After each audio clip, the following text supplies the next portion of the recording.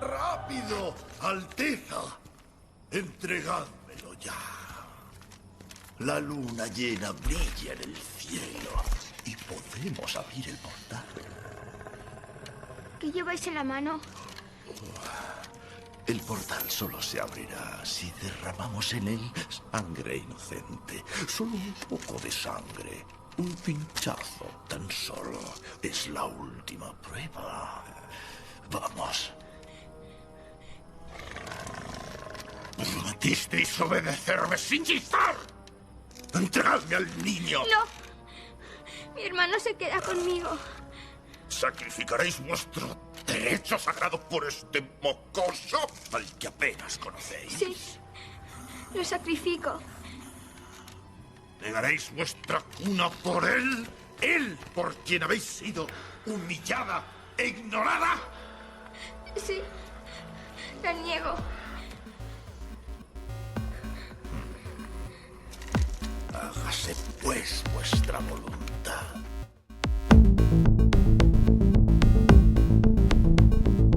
Sometimes I feel like a human sacrifice.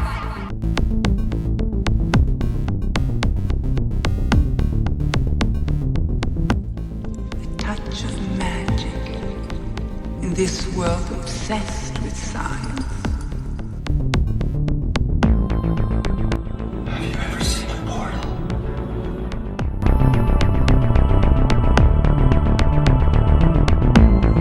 I can feel this body dying all around me.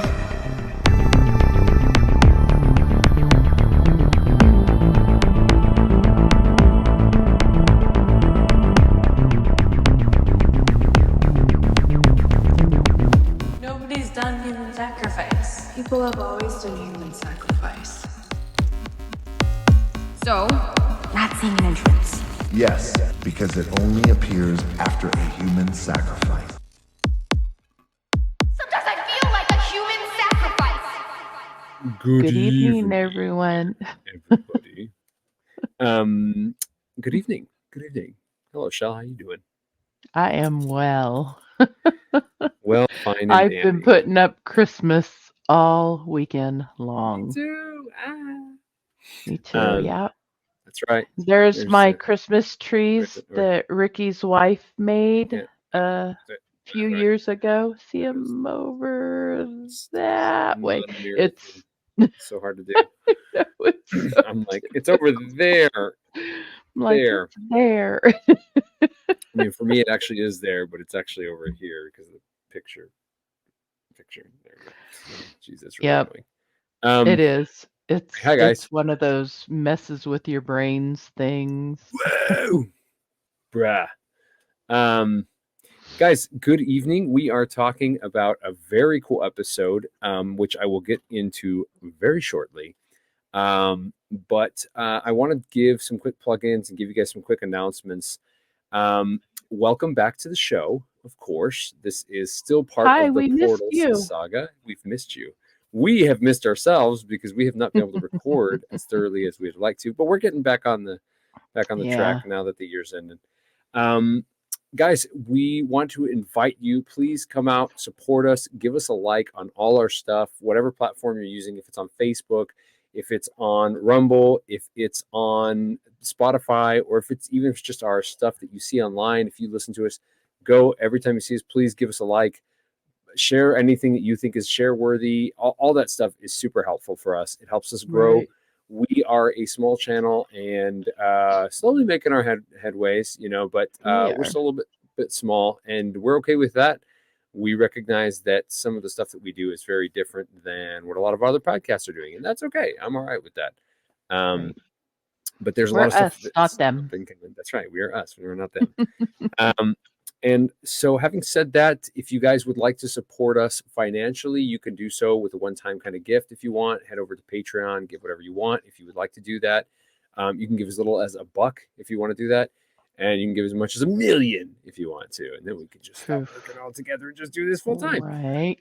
But if you guys would like to sign up for our monthly behind the paywall stuff, and on occasion we do have extra stuff that is behind the paywall. That might be the case today. We'll see. There's a lot to cover. And you guys always get episodes early, and little by little, we are working our way towards giving you guys more just completely behind the paywall kind of episodes. So that's only $3 a month. You can sign up on Patreon or on Spotify and get full access to that. You also get a discount in our store. Yes, we do have a store up and running now. If you don't remember, we have our lovely stickers. Go and check them out. Got our transhuman sticker. They're And then our cool. self-titled. Yeah, they're all fancy, fancy. And Shell doesn't know about what I'm about to tell you guys. But or oh boy, drum roll, please. And I need to install a drum roll on this guy. Do we not have one in our buttons? I don't. Bummer. But I want to tell you, a subscriber and friend of ours, Shell, has told me, I didn't know why, I don't know why I didn't think of it. He recently started working with a, like, I don't know if they're worldwide, but they are nationwide shipping t-shirt company. They make t-shirts. And he's like, dude, just send me the design you want and we'll, get it working. We'll get it going. I was like, all right, well, let's freaking do it. Great. Nice. We do have we have one t-shirt design in particular. We have a mascot that we were actually, I was going to ask for some feedback, but I'm not going to reveal him quite yet, but you guys will get a glimpse at him. Hopefully before the end of the year, I have something fully ready to go. So you guys will have a design that you'll be able to see, but we'll give you guys the name. And I think that Shelley's name was great. It's Eli, the CTDW guy. And you're going to be like, what? Eli, the CTDW Yes. guy. He's real cool, actually. Cool. We were going to call him Sagey guy. That's what I was going with, but I liked Eli. It's, it's got that like Book of Eli vibe going and everything. That's what came to mind. But he's going to be our new mascot. I was like, why don't we have a mascot? Wasn't CTDW just a bunch of freaking acronyms? Like, what's going on here? We need an actual character, or people that they're watching like the Prometheus lens. Well, it's Prometheus, right? Or the Dig Bible. Okay, well, they got the shovel. I'm like, well, what do we got? The dark web? I don't want the dark web. No, really, we don't want the dark web. So we're bringing illumination. We're bringing light to the dark places. Yes, well, not the dark web particular, but hopefully, maybe if we get banned completely and totally, then that's where we will be regulated to. Oh man, that is not a life goal for me, Rick. Me either. But it's actually known as the deep web, if we're being honest. Dark web. It is much more nefarious things. Anyway, I like our name. I'm not changing it. We're sticking to our guns. But anyway, having said that, just want to get that stuff out of the way and let you guys know that there's some stuff on the horizon. Don't forget, if you are not a subscriber, I will absolutely have some content coming back from Mexico that you will obviously get early access to, but you will also have some behind the paywall stuff. If I can, please pray that I can go and talk to a pastor friend that I would really like to interview. He is the pastor of a metal church.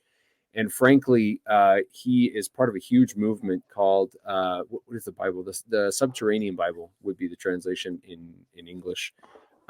They just have a bunch of testimonies from metalheads and punk rockers and just, alternative type individuals in a Bible that they like put in this Bible and started passing them out at like the underground markets and shows. They just set up a booth and they just share the gospel. Frankly, it's freaking awesome.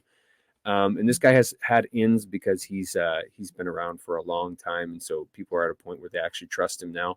When you go into a huge community where there's lots of witchcraft and lots of paganism, people are not super friendly towards Christians usually, for a lot of reasons, right? But he has gained. I think that's so foreign to Americans. What is? The widespread witchcraft power of witchcraft in Mexico. Yeah. Oh my gosh. Yeah. All those patron saints were repatriated. They were gods that are repatriated. I mean, that's absolutely that's what they are. And my wife, I constantly ask her, I'm like, why do you think that there's, Mexico's in the state it is? She's, because we worship so many saints. She's like, we worship everything in my country. Like everything's worship. Like, yeah, well, that'll do it. So anyway, having said that, guys, be sure if you're not signed up, you're going to want to be coming next year because I'm going to have some cool content coming out. I am going to visit the largest landmass pyramid on the earth in Cholula, Mexico. And going to be hanging out with my brother-in-law. I'm hoping to get some feedback from him, and man, maybe we can get some other stuff going while I'm down there. But I'm shooting for two things. I would love to go visit the regular pyramids, but my family's seen them a bajillion times, so they're like, "Are we gonna go see the pyramids again?" You know, I've been there like 3 or 4 times. That's so already, funny, like to be jaded about pyramids. I mean, it's like living on the beach. You're like, yeah, I mean, it's the beach, dude. It's always there. You know, it's not going anywhere. But for us, we're like, dude, it's a freaking beach. I never see the beach. Right. So anyway, That culminates in water. whoa, there's some serious, crazy, sacred stuff going on, bro. Okay, so let's jump right on this, shall we, Shell? One of us has given up caffeine and one of us has not. I Figure don't out have who any is who. caffeine at all. I quit coffee about 10 days ago. It's all right. I'm still drinking some tea. Not as much caffeine and not as much tea, but No, I haven't had any caffeine in at least, I mean, literally zero caffeine in like at least a month, at least. wow. But I mean, I don't really drink other than coffee. I didn't really drink any caffeine. I quit sodas forever ago. So, Yeah, it's very seldom that I have a soda. I have a soda like a European does, not like an American does. That's good. That's good. What about our northern neighbors from Kanukistan? Is it Tyler? Was that his name? Tyler told me. I went to go. I was like, Kanukistan, what is that? And I had to go look it up. I was like, I'm going to sound like an ignorant American. And I was like, oh, it's slang for Canada. Okay, well, then I don't feel so dumb. Like, Kanukistan. That's my favorite thing this week. I'm not gonna lie. Or from last week. That was a fun survey, man. Yeah. If you haven't kind of tell us where you're from, go on Facebook and tell us where you're from. All right. So today, guys, we're talking about a pretty crazy subject. It's I will give you guys some fair warning. This is a fairly adult topic. And there is some stuff that is friendly, maybe not X-rated, but definitely rated R. So hide your kids, hide your wife, hide your kids, hide your wife, hide your kids, hide your wife, and hide your husband, because they're raping everybody out here. You have been warned. You have been warned. Hide your kids, hide your wife. Well, don't hide your wife unless she watches the podcast and she. That's cool. Don't hide her from that, but. Your kids definitely don't want to hear this one. Shell, would you like to elaborate on how we came to this place, or I guess kind of how I came to this place, or would you like me to go into it? I think you go into it. Okay. All right. So here's what I'm going to do. I'm going to give like the layout, and are you gonna piggyback off of, or just kind of like back and forth? Oh, yeah. Right on. Well, sweet. Here we go. I'm going to run this bad boy. Because we never do anything like that and can't have a conversation or anything. I don't know what you're talking about. I mean, it's mad. What? Now then, we're off to a serious start. Guys, we're talking about as you know, we're talking about portals. We're still in the portal saga. And this actually, I don't know if this is what kind of got us down this trail in the first place, or if we had been talking about some other stuff, but this kind of just came up. But we were talking about the body. And the more I've studied, I think that the body can be a portal. Oh, but definitely. I also think that the body is a ritualistic tool for portal opening. And that is what we're talking about. We are talking about the human body today as a portal, or a portal facilitator, I guess we'll call it. I think you would just say key. Yeah, that's right. That's fair. Key's good. I mean, I just feel like there's a lot of activation. There's a thought of things that we can do with our body and from our body that are activation keys. That's a good way to say it. So obviously, guys, I mean, I'm not really, this was very cool. When I started talking to Shell about it, Shell was like, I've never heard anyone talk about this. And I really feel like this is kind of one of those things where God just kind of like downloaded it into my brain. It's not really something you don't know, but it is at the same time. When you start thinking about it in these terms, I think for me, what it did was it shifted my brain and how I thought about living out my faith and living out everything I do, frankly. I mean, and I think Shell's probably on the very same page as I am with that.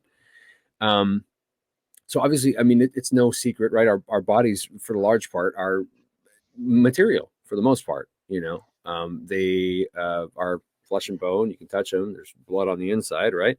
Hopefully not on the outside. You don't want it there. It has to happen sometimes, but you know, that's not the preference. So we're going to kind of go right to the nitty gritty right from the get-go. And this is kind of what got me, like, my brain spiraling down this kind of rabbit hole, for lack of a better word. What can we do with our bodies? We can procreate. We can have sex. We can enjoy ourselves in many physical ways, not just sexual, but sexual is a huge part of it. And we're going to start here because this really kind of, man, this is like the focal point, and I would say largely kind of what we're centering this whole idea around. So sex itself, what is sex, right? What does God put it here for? Obviously it's for pleasure. I mean, that's no right brainer. Obviously it's for procreation, right, as well, for us to further our species. But let's put a pin in that real quick.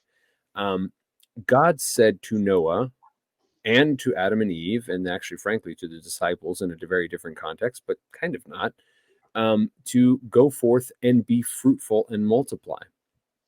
And that is only a thing that humans and animals, frankly, can do, right? And animals have a very limited sense of or level of sentience. At least most of them do.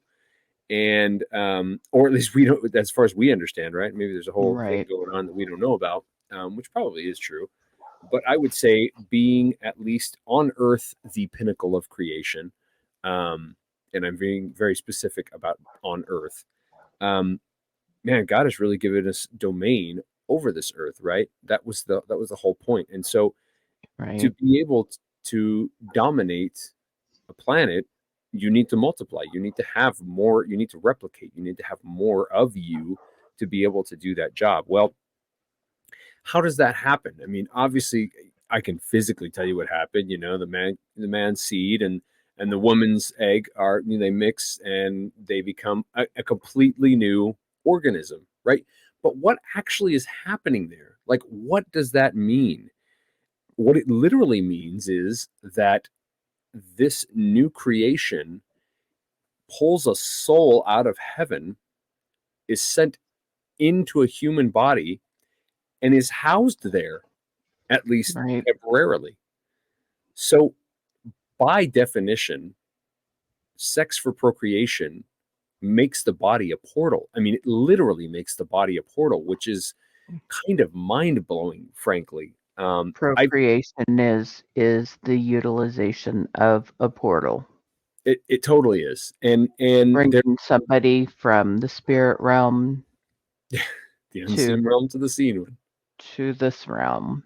It's very important to think about this, right? Because I hadn't thought about this a whole lot, but my pastor mentioned it, and he says, you know, when we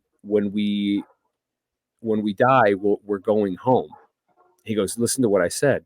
Listen very carefully to what I said. We're going back home when we go back to heaven. And I went, oh, well, yeah, obviously. Yeah, that makes perfect sense, right? Although we have no recollection or understanding or conscious thought of our remembrance life, of whatever it was before. this, right? We are going home, you know? It says that we were beautifully and wonderfully made, which actually opens a whole other idea. Like, okay, yes, we're going home, but when were we made? Were we made? Were we made without just no knowledge of our existence? I don't know. You know, I don't. That's not a question I can answer.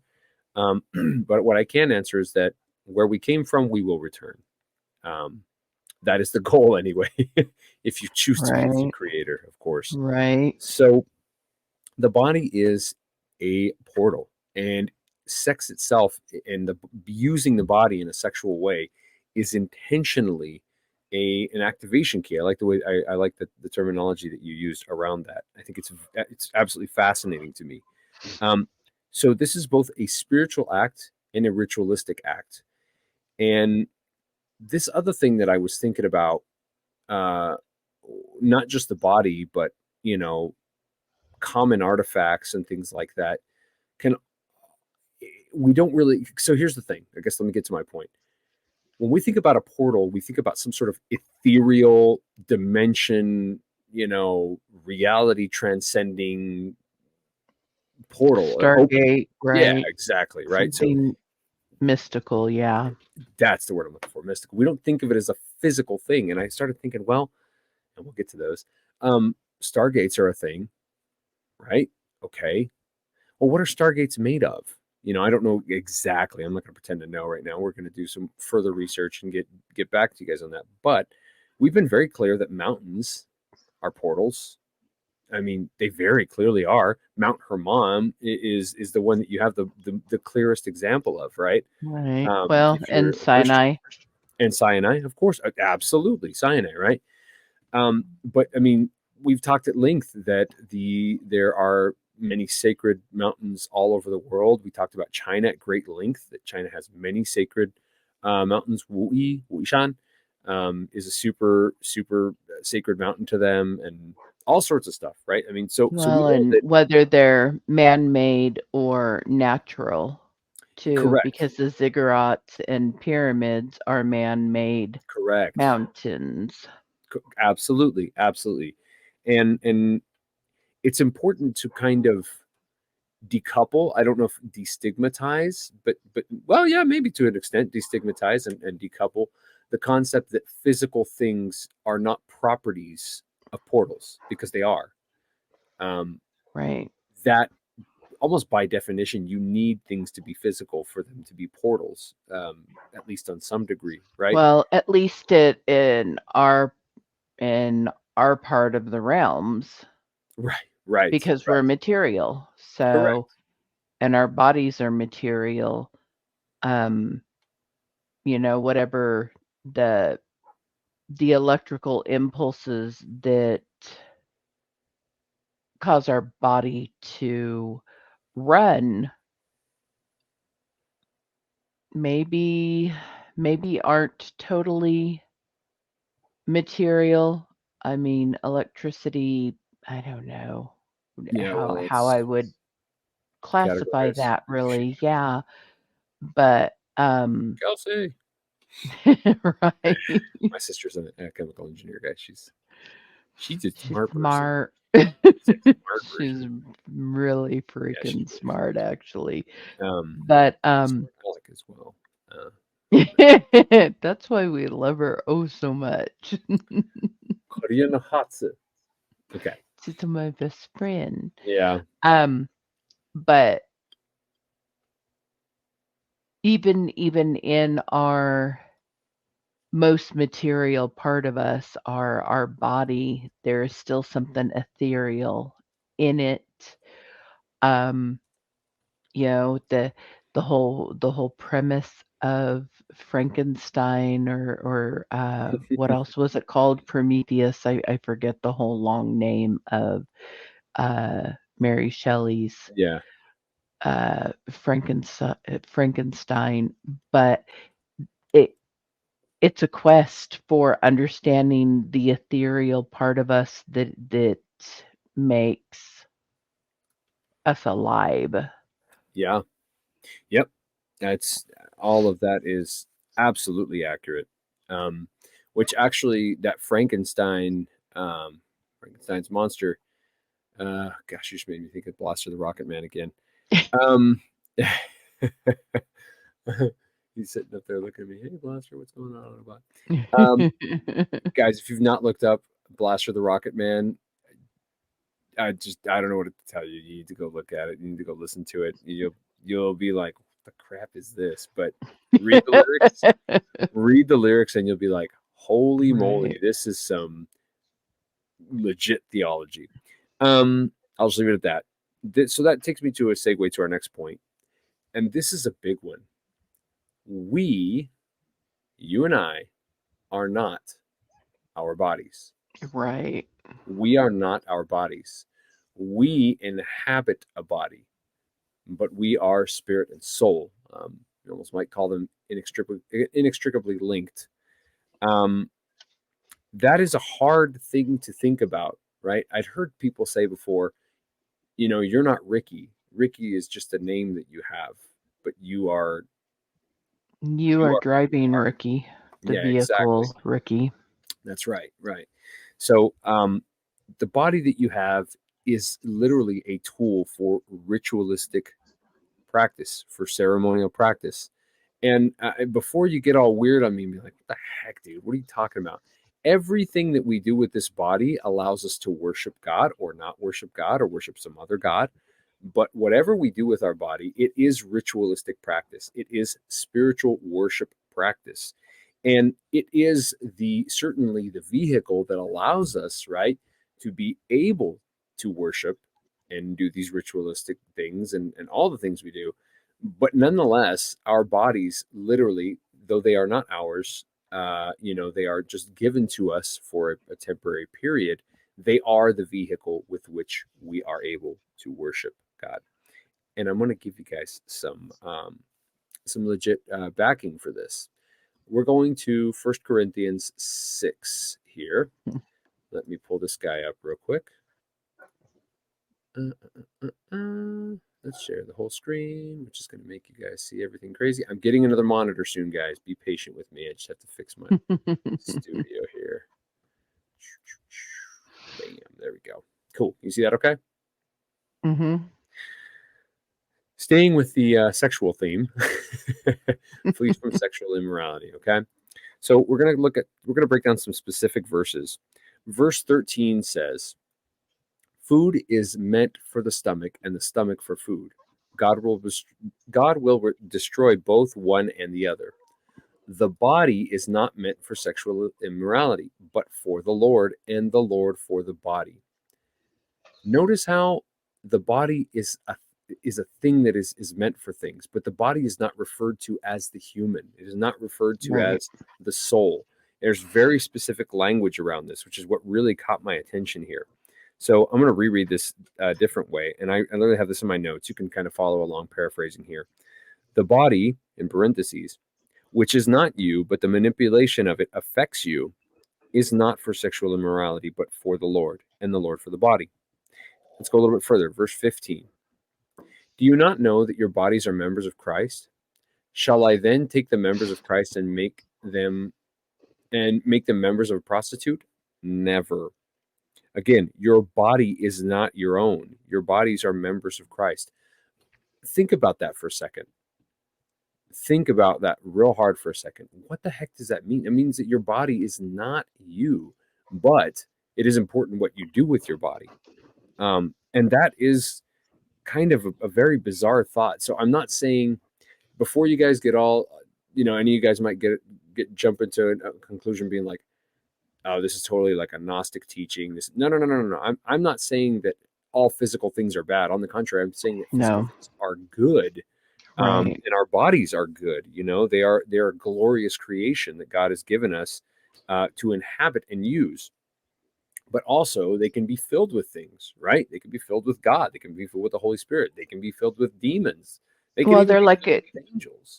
Go ahead. If our bodies are a tool, then like every other tool, they can be used for good or for bad, Absolutely. And there are things we do with our body that are glorifying to God, and there are things we can do with our bodies that are hideous, not glorifying. Yeah. Exactly right. Let me read verse 16. I got 2 more verses here in Corinthians that we're going to finish reading. So 16 says, "Or do you not know that he who is joined to a prostitute becomes one with her? For, as it is written, the two will become one flesh." Now, notice this. This is important, right? Because you might say here, "Oh, well, but look, you're united with her." Yeah, you are united with her because she inhabits her body, right? And that's why the two become one flesh. That is a crazy, crazy concept to me. And the reason that this is so important to God, why does God say this? Well, because one, like God uses the marriage itself as a unit for, what would we call it? The smallest society that can exist, right? The smallest functioning society that can exist is the family unit. But Right. also, It's the original government. absolutely, absolutely. Also, this is God knows that the intention of sexual intimacy is ultimately for the purpose of creation, right? Of procreation. So what you're doing is you are ritualistically practicing the opening of a portal. Whether you fulfill it or not is a different story, right? But God knows exactly what you're doing, and you're profaning a sacred thing. You're profaning literally a portal opening act. Whoa, that's pretty crazy. Well, if you're having sex with somebody who is not your spouse. Correct, exactly. So what does the word say, right? Flee from sexual immorality. Everything else uses the ritual, the body, the ritual instrument, to sin. But sexual sin is desecrating the sacred temple and the seat of one's own self.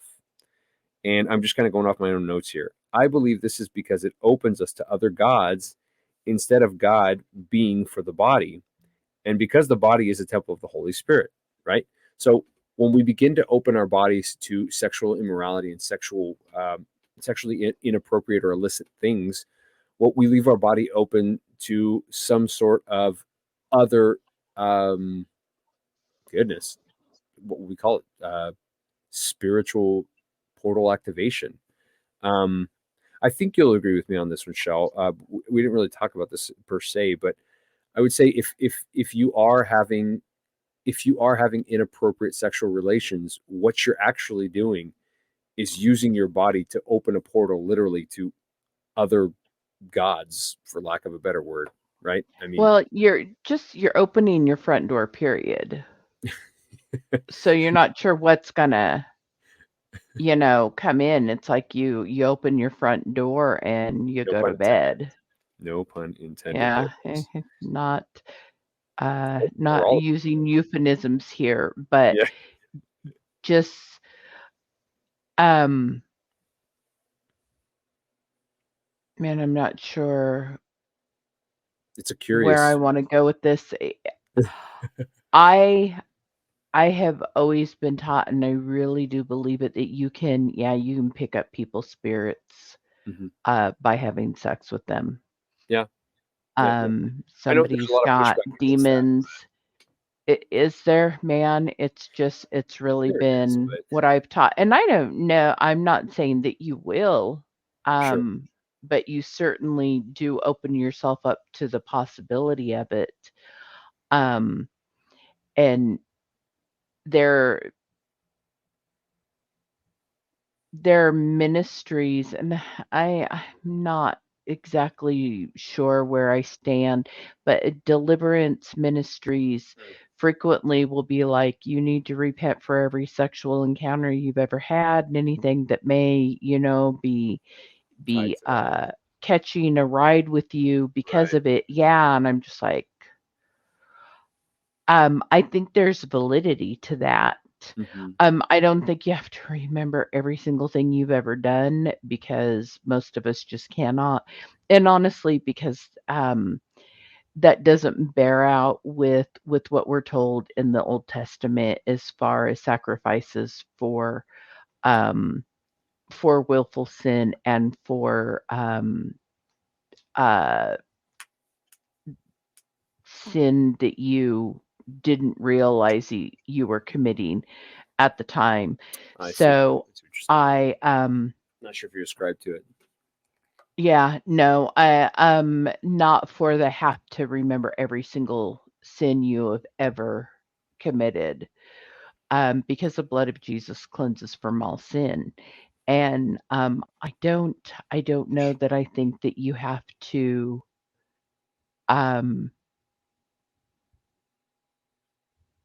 search it every time, oh, something's going on with me. Oh, must be that one sin I did in 1972 that I, forgot about.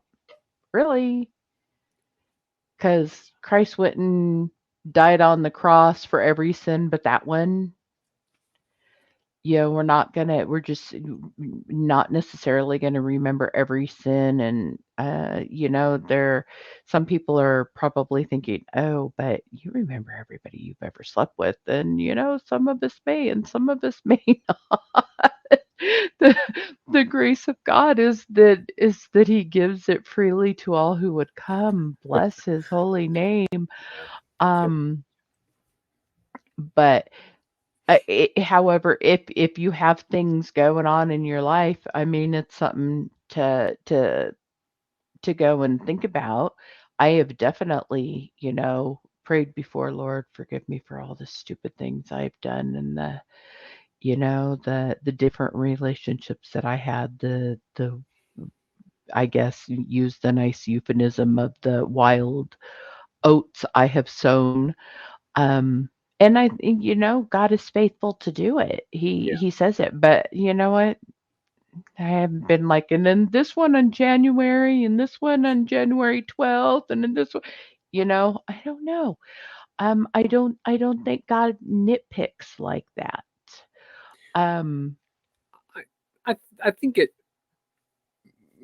I'm not 100% sure how I feel about it either, but I think that If God calls it to your memory, right, though, then yeah, if he like brings it's something to to me deal and with. I'm like, oh, I'm so sorry, Lord. Right. Please forgive me for that. I know you have, but I'm Yeah. specifically sorry for this thing right now that I've just remembered, Yeah. So I'm not saying you're stuck with in my circle we would just call them bugs. Ooh, you got bugs from meaning unclean spirits in particular. But I thought you were talking about cooties. no, bugs. Got it. Just a nice way of not saying demons, This and just to drive the point home about this here, I just wanted to look at verse 20. You were bought with a price, so glorified in your body. There's another translation that says with your body. So if it's not clear, you are not your body.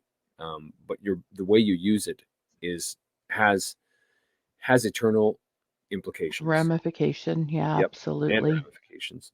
We're and gonna what things we have done before salvation are different too than things that we do after accepting Christ's gift.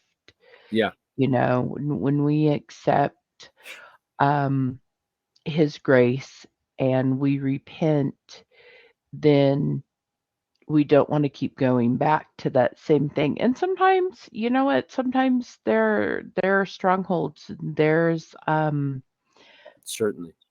What is that word? Right before this podcast, all about this, man.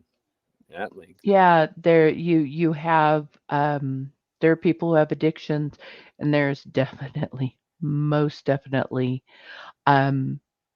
any way, how do I want to say this? Any way you can defile yourself can be addictive. Mm-hmm. Whether it's drugs, alcohol, sex, gluttony, whatever. I'm sure there are other things. I just can't think of them. There's nothing else. That's it. All of those things can become addictive. They can control you, and God can also break them. There's nothing that is too hard for him to do. There is no stronghold that is too strong for him that he cannot break down. But sexual sin is a difficult one. Yeah, very difficult. Is it? I just think of the statistics of porn in church.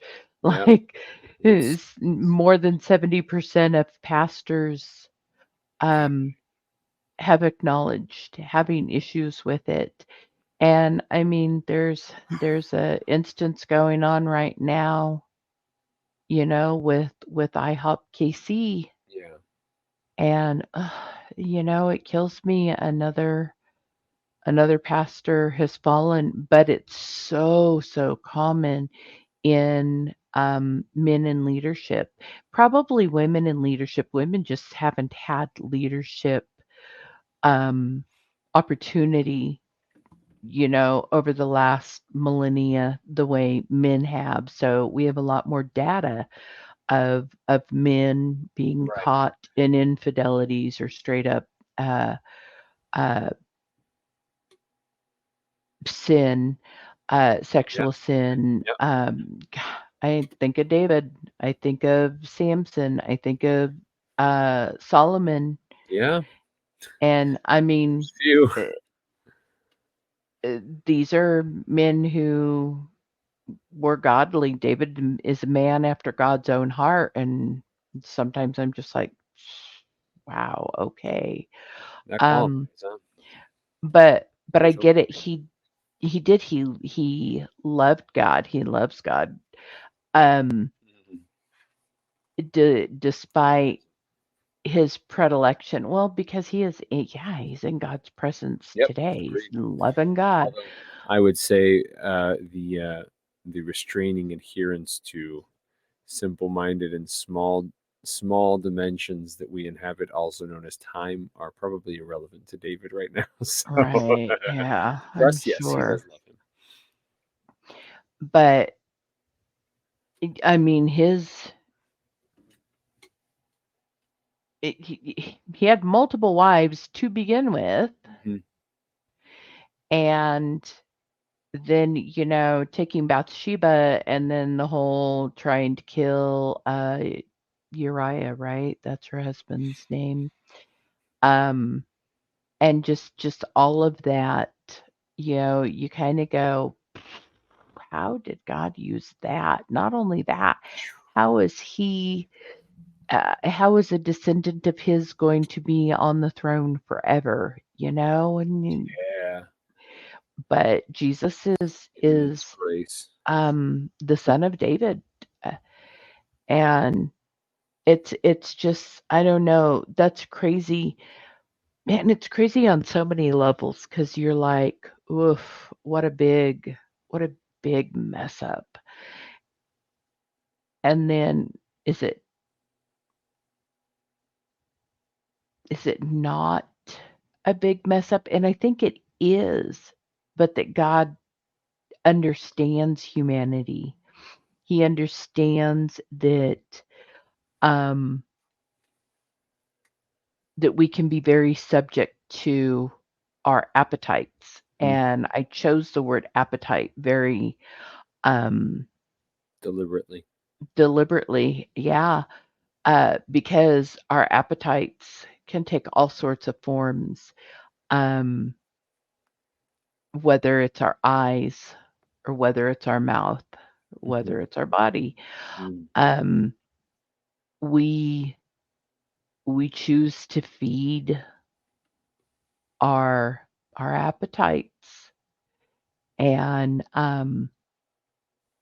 the dog we feed the most is the one who's going to win the fight.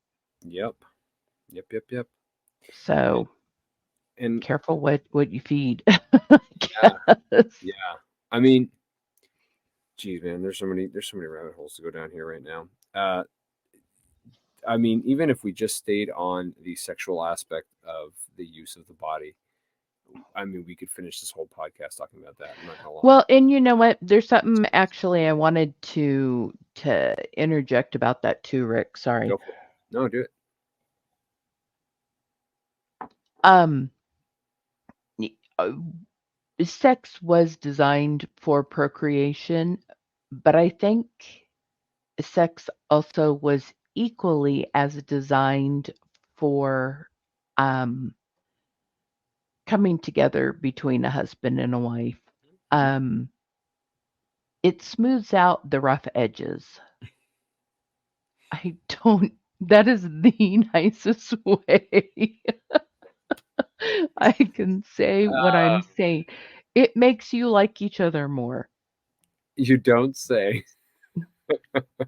It has a very relational function, and when uh, couples aren't when they go quite a while without sex, Mhm. you see it. You see it in the way Mhm. a husband and a wife start Yeah. biting at one another. I mean, It's almost, love covers over a multitude of sins. Well, within marriage, so does sex. yeah, it does. Makeup sex is great. Not gonna lie. Um, so I guess from here, I mean, just talking about the body itself, and this is such a deep topic. It really is. I was literally telling Shell, and I mean this very seriously. Like, I'm really considering writing a book about this because, I mean, your body involves everything you do. And insofar as a portal, right? It being a portal and a portal activator. Sure, I mean, yeah, all that's true, but I mean, your body literally is like the way you commune with God. It's the way you commune with reality, frankly. Well, because that's how he It's the way you created us interface. That's too. the word I'm looking for. What's that? Yeah, that's a very good descriptor. It's how God made us. Yeah. We are spirit. We are spirit Mhm. or soul. Um, that inhabits a body, but he chose to make it so that we inhabit a body, and that's when I don't know. From our point of view, when we get our sentience, right? When we Mhm. Yeah. um Yeah, exactly. Which is what I was alluding to right previously. yeah, I mean, I don't know. I don't think anybody else does either. What is before Crazy we're topic. born? Yeah. No, we'll find out eventually.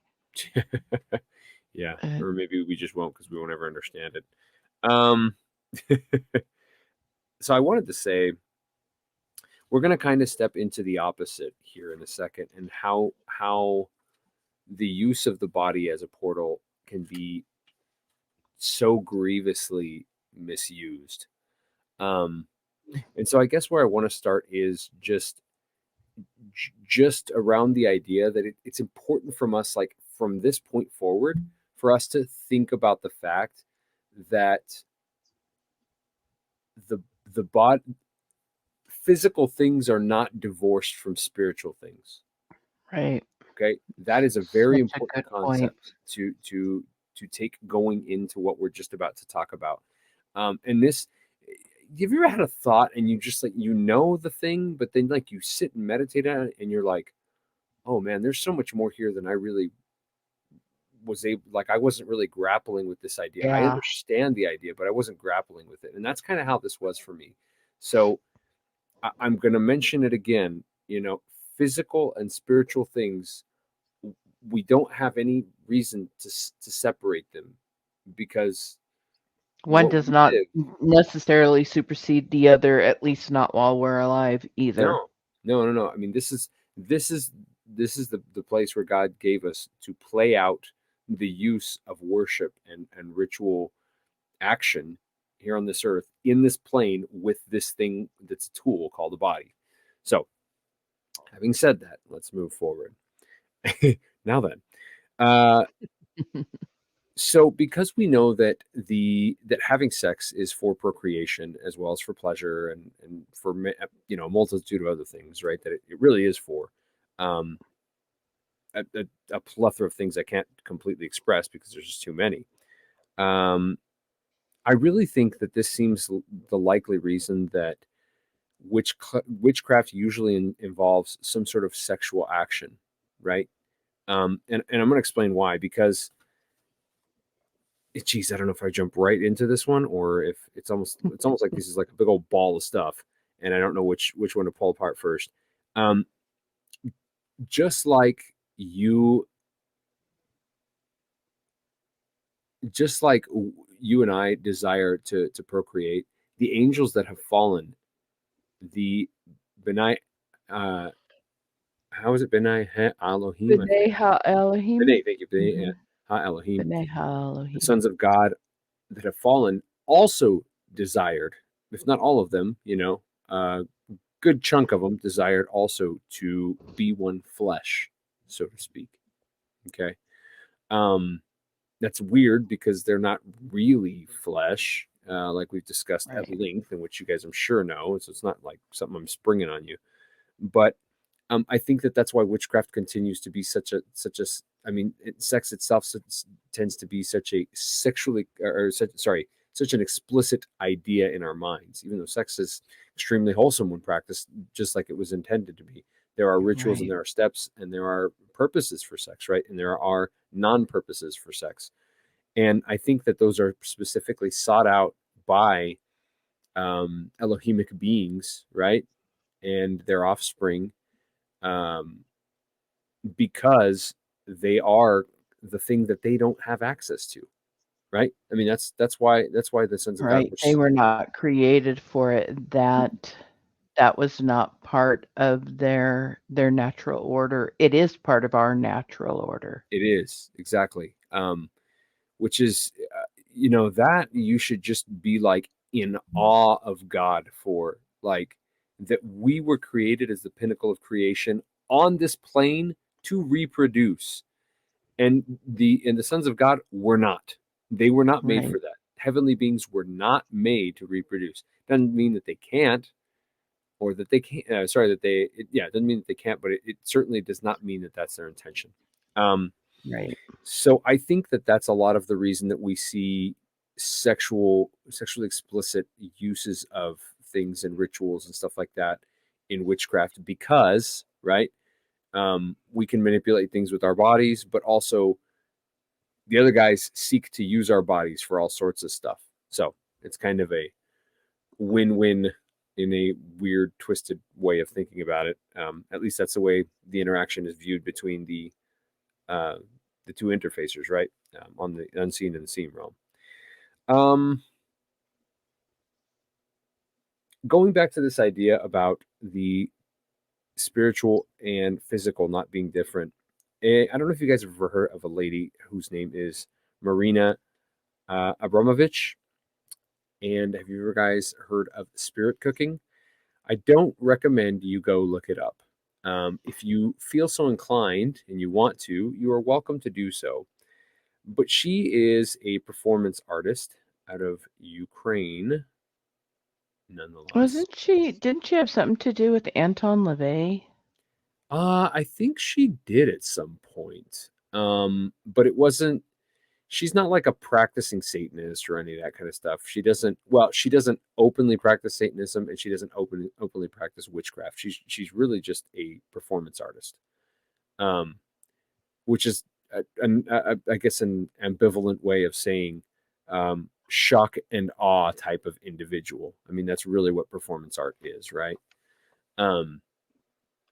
But she would do very like just kind of grotesque performance art. Like she would just be naked in the middle of an art gallery, and she would just say, "Do whatever you want to me." And some people would just go and hit her, and they would, attack her, and she would just sit there and she would just take it, very, very weird individual. Well, she did have a particular, I don't even know if I can call it art. I mean, I would just say it's just kind of a desecration of all things living, in my humble opinion, that she did, called spirit cooking. And she says it was meant to be a joke. And this could, really, I could veer off on this for a whole long while and go into like secret societies and celebrities and weird child loving aspects of things. But I'm not going to try and go too far down that rabbit hole. You guys can look this stuff up if you want to. We can do that episode on another episode, not this one. But there's a reason that I'm going towards this, okay? In her video, in this video called Spirit Cooking, she essentially took mainly, well, I'll read her own word. She was at what she called the Podesta's Spirit Cooking Dinner. If you recognize that last name, that should more than give you some indicators about her kind of company and ideas. But she basically had a mixture, and she says, it's not what you think. It's blood, sperm, and breast milk, but mostly blood. And it was pig's blood. And she wrote all sorts of just kind of creepy stuff in pig's blood, sperm, and breast milk on the wall, basically in blood. You can go look up the phrases you want and this and that. But my point in mentioning this here is that she is very explicit about mentioning, and she's not the only one. I mean, there's other people who do this kind of stuff, so I'm not, trying to single her out in particular. But my point in mentioning is that she, in her mind, is divorcing any kind of spiritual reality from the physical actions that she is exercising, let's say. And that ain't the way it works. I'm not going to lie. I think that she is very aware of the things that she's doing, even though she would purport to never, ever have that be the case. At least, in interviews and stuff like that. But people that do those kind of things, I think that they are either extremely daft when they make comments like that, or they're just extremely dishonest. And I usually think, given this day and age, I think it's very just dishonest. I don't even think that it's daftness anymore. Like, I think that people give too many people the benefit of the doubt. That's my personal opinion. But in any case, we can't divorce our actions from the spiritual nature of things. Right. I mean, to some extent, sure, you can do art and it can be, I don't know, satirical or sarcastic, or you can use certain things, even as Christians, for shock and awe, right, that you normally wouldn't do or say. But I think that there's a point where you really have to be honest with yourself and with God. Like, what am I doing? What am I doing with my body? What am I doing with my time? Because whether or not you look at it this way or not, she's taking these sacred elements and making very, very light of them. And I would almost say, for lack of a better word, I would even say that that's witchcraft by definition, because she's manipulating people into thinking that it's not a big deal. It's just a thing. It's just a thing. It's just performance art. I'm just doing performance art. Whatever. That's like being a jerk and saying, I'm just kidding. Correct. Like, it's exactly what it is. I'm just kidding. Also, that kind of language, what it says is, I want to do what I want and I don't want to suffer any ramifications. Yeah, absolutely. So it's just art, like, holds no water with me. None. Yeah, no. None. No, me either.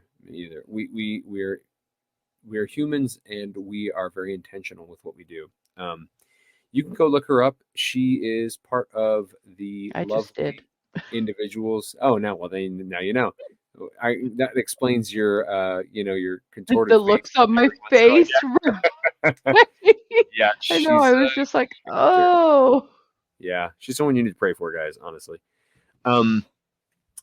So having said that, I'm just trying to set a little bit of a base and now kind of leap into where we're going with why the body and physical things open portals and are important. So I ran across, I was literally just looking up, what was that article called? I literally was like, okay, bodily fluids and magic. I was like, is that a thing? I wonder if that's a thing. It sounds like a thing. And I ran across it, and I mean, it's something that like I intuitively am like, yeah, it's a thing, but like I want to be able to present something to you guys. It's like, Well, right, especially like blood. You're like, oh yeah, human blood or any kind of bloodletting in witchcraft is, well known. yeah, certainly. So I ran across this this article. I'll have to post it here in a little bit, but this is by an individual that practices rituals and magic, on the regular. And I just entitled it Bodily Fluids as Binding Elements, which I thought was very, very interesting. Personal items, that is bodily fluids in this case, included in a spell included in spell work and magical working, sometimes known as tokens or as taglocks. You never heard that before, right? They are used because of their connection to that person's spirit. Notice the language in this individual's speech. I think that it is so telling that this warlock or witch, whatever you want to call this individual, Practitioner, yes, magic practitioner, is able to identify that the body and the spirit are linked, although they are different. And Christians, we talk, yes, the spirit, the soul, the mind, but I don't think that we think that they're different, but they all work together as a unit. I don't think we think about this very much, and it's something we really need to think about. Yeah. I think that's why we don't take, a lot of times we don't take the sins that we do, or the actions that we do, even if they're not intentionally sinful, we don't take them with the weight that they should be taken. And when I read this, I was like, man, this is so, I mean, to me, it was very, do I want to say humbling? It was very insightful. I don't know what else to say. I think that's kind of where I'm coming from. So they use these bodily fluids in connection with the understanding of the body and the spirit being inextricably linked, and one affecting the other. That's what I'm going for, right?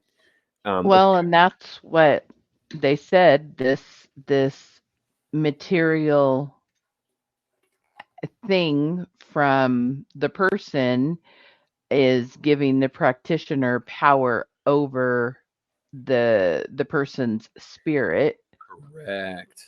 Correct, man. Yeah, so that was just going, and there's also yeah, just what you said, Shell. The caster uses it as a way to enhance their power. Their Curios is connected to that. Let me look up that definition. Do you know that word, Shell, by the way? Curios? Yeah. I mean, I do, but not in a cult fashion. A Curios is just a thing that's attached. Yeah, it's well, in this weird to use it there. So yeah. Well, I mean, in the article, that's how this individual used it, which was, I was like, huh. I mean, I was like, I feel like I know what that sort of means. Yeah, I mean, trinket was a pretty good synonym. Yeah, I mean, I think it's pretty, yeah, a rare, unusual, or intriguing object. Well, in this case, when magical practitioners are talking about a Curios, what they mean is something that has kind of rare identifying power with you, right? So, well, I mean, any of your fluids are going to, because they all contain your DNA. Yeah, I mean, just like your hair follicles or which voodoo is practiced with, or fingernails, all that kind of stuff. And so that gives a practitioner power with, and this is very interesting. Practitioners using these kind of Curios, we'll just leave them titled that way. I think it's a pretty good title. Not only give power, but they give power over that individual's spirit, but also any other spirits that they're working with. I thought that was such a curious way to phrase that. I was like, that's wow. A lie. I mean, a lie. It doesn't give them power over the other spirits that they are working with.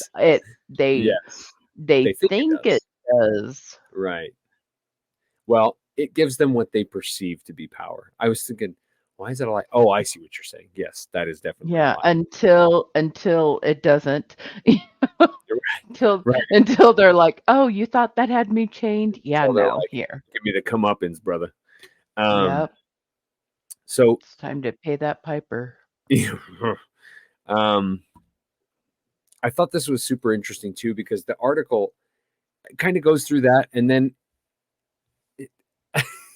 so funny to me, man. But it just it really just kept hearkening back to how well pagans understand the relationship between the body and the spirit, and I feel like we as Christians just really don't.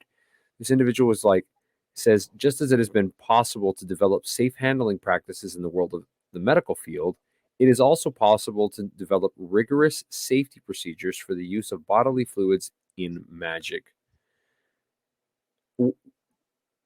Why does that phrase seem oddly logical, and Christians are like afraid to grapple with that? Do you see what I'm saying? Well, because we have taken so much of the supernatural out of our faith. Yeah. We're extremely materialistic. Yeah. Probably the most, I'm sure, not even probably, we are the most materialistic Christians ever. So far. God bless us. And our pointy little heads. Boink boink. Having said that, hopefully you're not getting bored yet, Shell.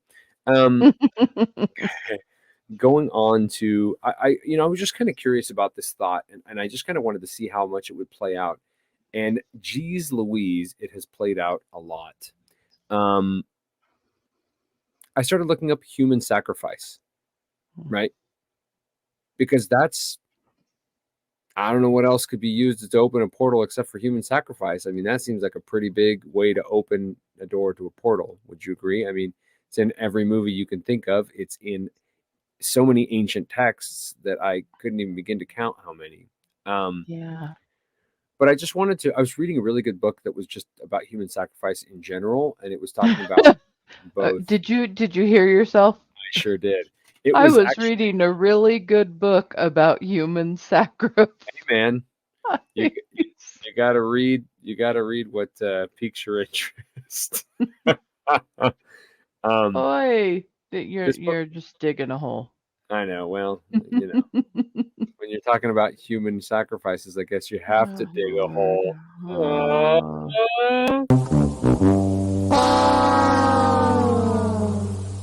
I was reading this really great book.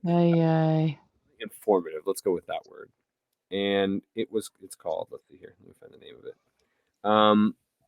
Dictionary of Daily Life in Biblical and Post-Biblical Antiquity. And it's specifically about human sacrifice. So it was extremely informative. All of the book is, or no, this just particular part? I think I picked out like either like an excerpt or an essay or something. And it was just really going through, historical backgrounds and stuff about this. Sounds interesting. It was very interesting. And I found it at the library, my local library. It's like, oh, cool.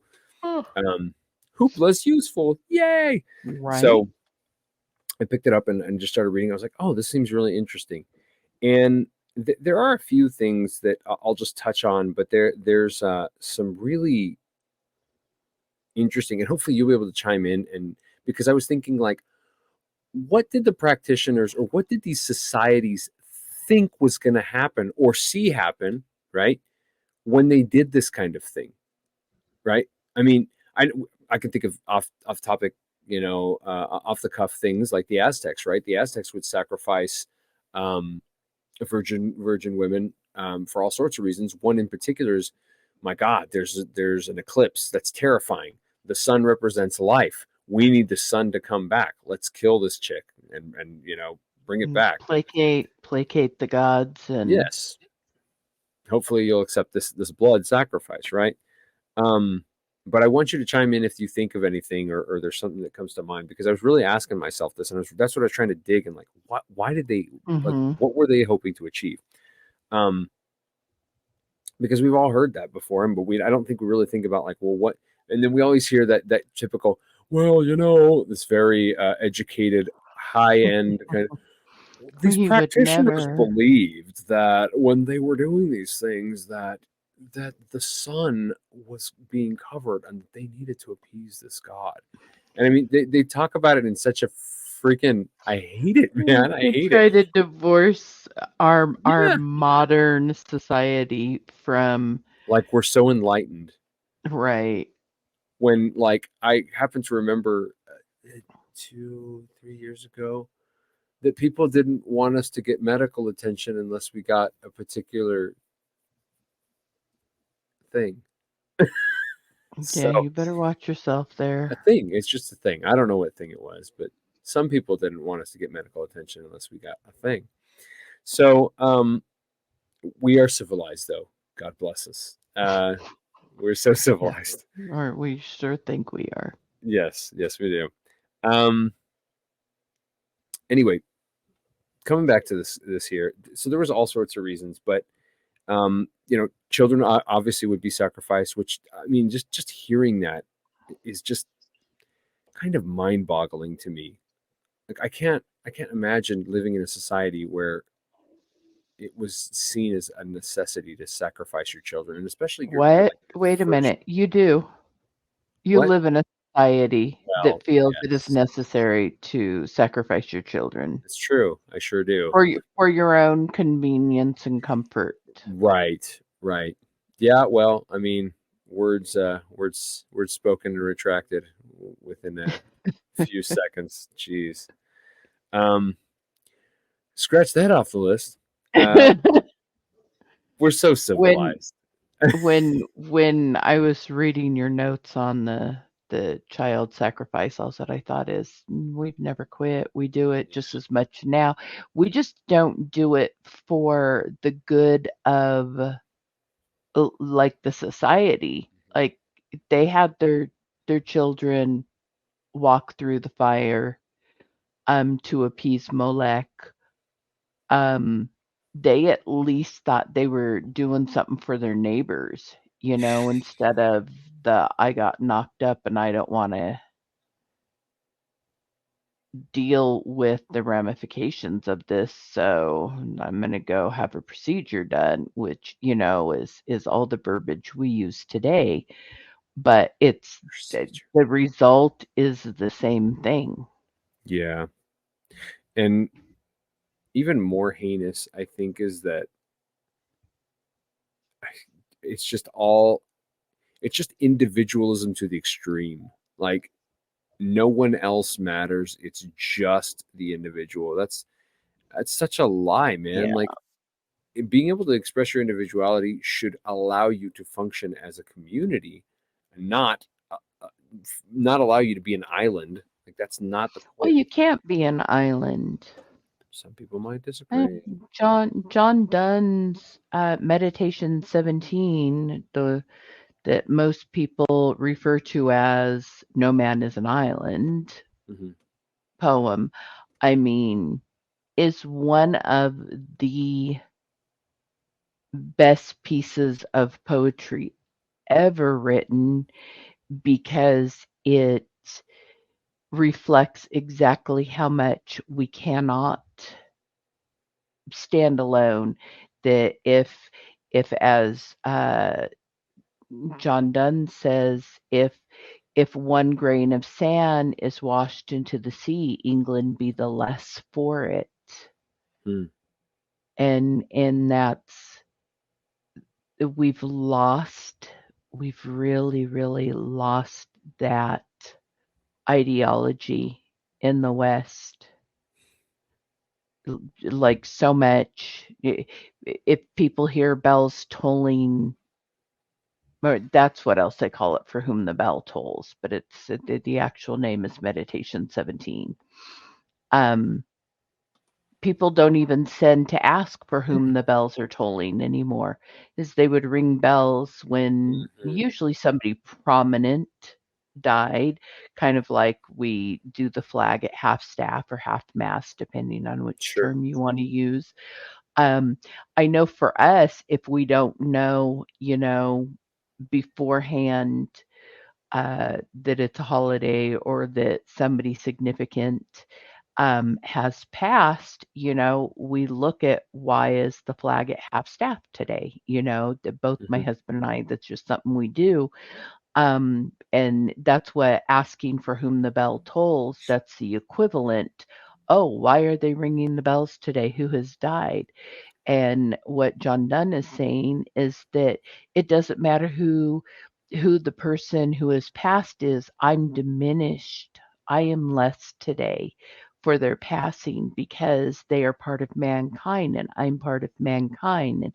And if one of us is diminished, if one of us disappears, dies, then all of us are less for that. And it's this, the sentiment is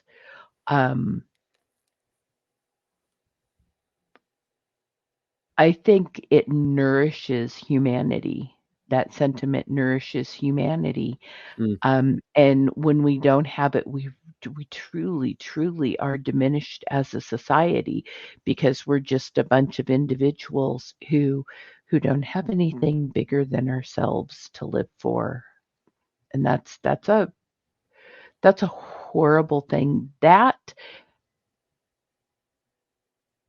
probably lends itself quite heavily to the increase in mental illness and in the hopelessness that plagues our society because we don't belong to something larger than ourselves, and we kind of suck on our own. Not only is it a recipe for disaster, but I think it's an intent. I'm convinced it's an intentional recipe for disaster that our enemies have foisted upon us. Most definitely, they have bought it. They have sold us this rotting corpse of an idea that I only need to look out for. Number one, just take care of myself. I'm actually even thinking on a higher and longer plane than although I agree with you 100%. I'm thinking the Watchers, man. That's what I always think about that. These guys. Oh yeah. Well, that's the enemies I was referring to. Oh, good. Okay, we're on the same page. Divorcing. I mean, you start by divorcing spirituality from any kind of scientific investigation. Then you decouple it completely from God. Then you leave an empty society with nothing to hope in. And then you come pull the individual away from the society. Yeah. And then also you've got as a bunch of little anything. Just push those dominoes right over. Yep. So to come back to this lovely topic of human sacrifice, there's all sorts of reasons. Brides and concubines were taken with their leaders, to go into the next life. Same thing with family and retainers sometimes, right? They would do the same thing. Child sacrifices, though, are just, they're just so egregious. So that is exactly the word I was going to use. It's so hard to, it's the horse, the carriage before the horse, totally. And there's some specific examples that I want us to think about because although they're very egregious, I really believe there's truly power. The word God tells us, right, that there's power in the blood, and the life is in the blood. It's not just a passing phrase. It is legit. So there's a story that apparently when the foundations of Jericho were laid, Hiel, the ruler at the time, to obtain access to fertile land that was watered by the As Sultan Spring, I hope I'm saying that right, and provided a strategic location. It was difficult for him to get his hands on this land, and so what did he do? He literally took babies, put them in jars, and laid them as the foundation for Jericho, as Good a night. sacrificial offering to be able to obtain this land. No wonder Jericho was so accursed. Like seriously, like it has one of the weirdest curses that God has ever given Yeah, that has it sure been does. written down. After Joshua destroyed it, God said that if Jericho ever be rebuilt, it would be rebuilt on the blood of the builder's oldest and youngest sons. Yeah. I'd have to reread the curse. I don't remember. One is the walls and one is the gates, I think, but it's crazy. It's a crazy curse. And when it was rebuilt, that is what happened. There's historical record of it, so it's crazy. Cool. But I didn't know we were talking about that, so I didn't pull up references. No, you're good. And it's Sorry, just kind of those things that I stumbled across and was like, oh, that seems very relevant. So clearly there's some power there. Well, if you remember, sorry, Rick, when we were talking about the Stargate Babel, when we were reading some of the historical accounts that oh gosh, I can't think of what king it was now. He and his sons were building the ziggurat, and he sacrificed his favorite son. Yes. Remember? Yeah, I do remember. I don't think it's Hammurabi. I'll see if I can find who it is. No, I don't think it's Hammurabi either. I can't remember the guy's name though. I think Hammurabi may have written the account.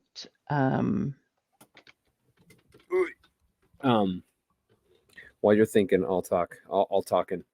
I want to stick on this one with child sacrifice, because I think not only is it the most egregious, but I have some thoughts, and I kind of want your feedback actually as well, Shell, but because this is not something that I came to a real conclusion on, but I have a ton of speculation about. Some other reasons that child sacrifice was done was in order to avert general destruction for a people. Rulers would give up, and I thought this is really heavy. I was like, wow. Rulers would give up their most beloved children as sacrifices as a ransom for avenging demons. And I'm using demons specifically because I think this really comes back to the Mesopotamian idea that there were demons that would kind of like infight, and you would have good demons and bad demons, which is also kind of lended to later in the Greek, that to appease one, you would appease the other, and so on and so forth. And so they would literally slay usually their firstborn with all sorts of mystic rites. I think it's interesting that it's the firstborn always, and God does the same thing. And it's theorized that the reason that God always accepts the first fruit is so that it wouldn't have to be sacrificed, when it came to a human. It was done also to avoid pestilence. And this is, I'm going to say this one, it's going to be something we talk about here in a little bit, but there's actually a mention in this excerpt that I read about the Greeks. And there was a minotaur that was, I think, like basically in a cave. And so they would annually take children to this minotaur to feed it so that it wouldn't kill everyone, basically. That's super common in 100%. But that's a reoccurring theme in Greek, Roman, probably all societies. Yeah. In the mythos, in the lore. Yeah. throw the child into the or the virgin into the volcano so it doesn't erupt. Do you think so? In Virgin, it's good that you mentioned the Virgin as well. Do you think it was explicitly just because of the innocence factor? The pureness? Mm-hmm. Yeah. I can't think of any other reason for it to be, a child or a virgin girl. Yeah. Or a virgin guy. Then. Well, also because they don't have power. Yeah. So they didn't have power in their societies. That's the easier. They had no say, of course. Yeah. So that's a good point. I mean, a man of great standing is not going to be thrown into the volcano. Yeah, usually not. Did you find the thing you're looking for? Or you want me to keep going? No, go ahead, keep going. Okay. So those are just thoughts, but my point here is that the body is very clearly a ritualistic instrument for opening a portal. And a lot of times, when they would sacrifice these children or, innocent females, virgin females, they would specifically, it was in all sorts of mystical ways and very, exaggerated things, all sorts of mystical rites, just like mentioned. So I just kind of wanted to mention that one. Fifth, coming up to point number 5, and I labeled each one of these, but I did want to touch on sex magic, since we've talked about what's appropriate with the body, and most of us, are pretty. The Bible lays it out pretty blatantly. It's not super Right. hard. You know what though? It's real interesting because there has been so much false narrative, if you will, regarding sex. Oh, nobody's supposed to enjoy it, or the woman's not supposed to enjoy it, or it's unseemly. And if you read Song of Songs, Song of Solomon, God clearly understood what he was creating for us, and he saw that it was good. I'm gonna make my until wife you, hate huh? me if I'm gonna make my wife hate me if I make any comments about this one. Go ahead, Jill. But our puritanical roots here in America have made us, man, we are so asinine with regard to sex. It's a taboo thing, but we sell toothpaste with boobies. Frustrates me to death. A woman can't breastfeed her child because somebody's going to flip out because they're going to see a boob, but these are the same people who watch Baywatch every day, or whatever, insert favorite show with jiggling flesh. I'm really trying to find nice ways to say the crass thing in my brain. Go ahead and just laugh. We'll get over that. But that is how we are, and it's super frustrating. Instead of no, I've been waiting to play this.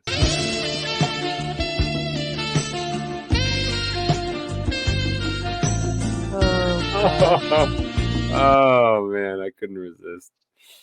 But it can't be the normal thing that is supposed to happen, right, between husband and wife. That people look forward to. Come on, you don't get married to mess your financial portfolios. That is not why people get married.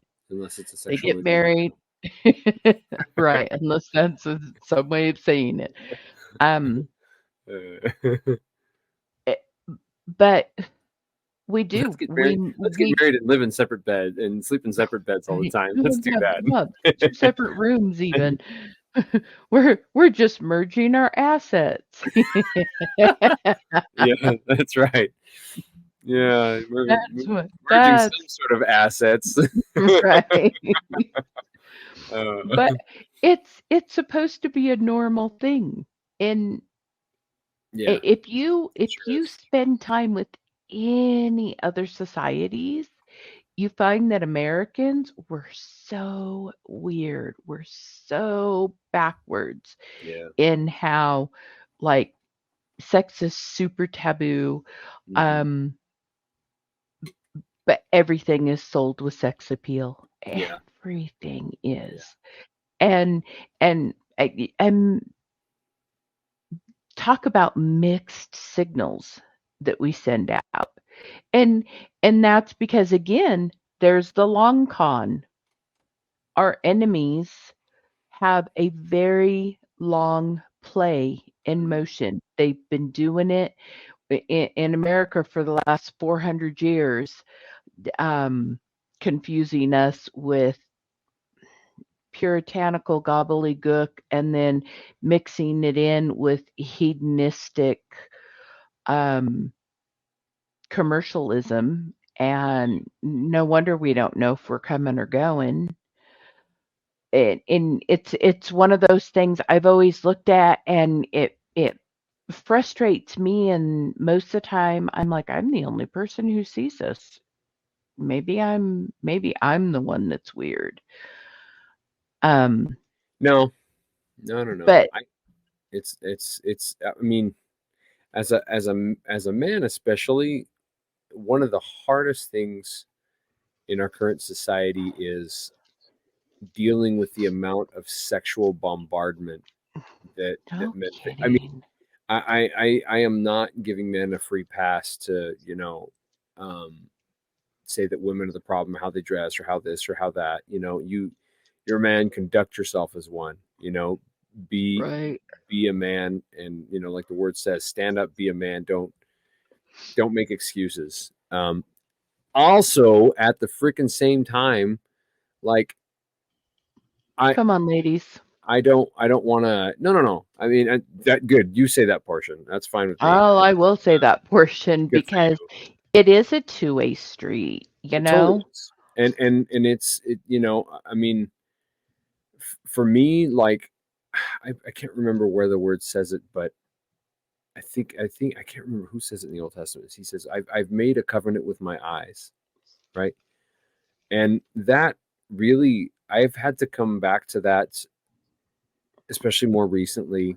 Um, and I'm not worried or anything. I'm happy to say it. My wife she's like, I trust you 100 million%. She's like, I'm like, good. I'm glad. I don't really have anything to hide. She's like, I trust you because like I asked to see your phone and you're like, oh, here, fine. Yeah, whatever. I don't care. There's nothing to hide there. You might Right. find some boring alien videos you don't want to watch, but you like, You know, Danny and I have the same password it's good, on our man. phones, I don't because my and wife doesn't we speak very and good we English. oh, we have the same password, and we have our Used to. thumbprints on each other's. Oh, there you go. That makes perfect sense. Um, We've so both, though, been cheated on by previous spouses, so, jeez, you know, be honest, man. Honesty's it best policy.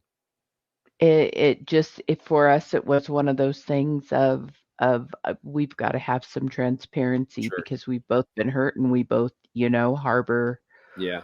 a little bit of fire shyness. Yeah, man. No kidding. Um, so having said that, I guess coming back to my point, I was just say, well, it's neither here nor there. I mean, it's rough for guys, and we need to, be conscious of everything going on, and really, if it means decoupling from the internet for a while, do it, man. Do it. If that's what that means, then do it. Putting stuff on your phone, Yeah. like the safety features, do you know what the Strange flesh. We talked about it before. Ain't nothing do new. you know what the new average age of first exposure to porn is? I want to say it's like 7 or 9. It's 7. Yeah. Jeez. that kills me. Yeah. You know, I hope that the adults, the parents in this, listening to this just went, no way.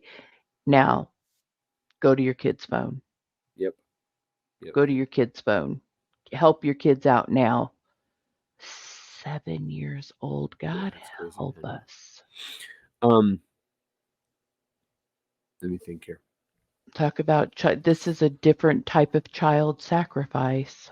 Yeah, This is man. the one where it's a slow burn Sheesh. instead of a fast one. I'm going to totally shift gears here. I wanted to talk about altered states of mind. Like I had mentioned, right? Sex magic, basically altered states of mind to become a portal, but also altered states of literal being. I didn't have time to look up all the stuff that I wanted to, but I do want to highlight what you guys would probably recognize as tantric, right? Tantric and like, I don't know, sex magic, sex enlightenment. I don't know what else to really call it. There are several things that we can do to produce these kind of things. And all of these, actually, not just the sexual portion, all of these are ways to really activate the portal of our body, or at least, kind of prime the body for the ritual itself. Mantras or chanting, basically, right?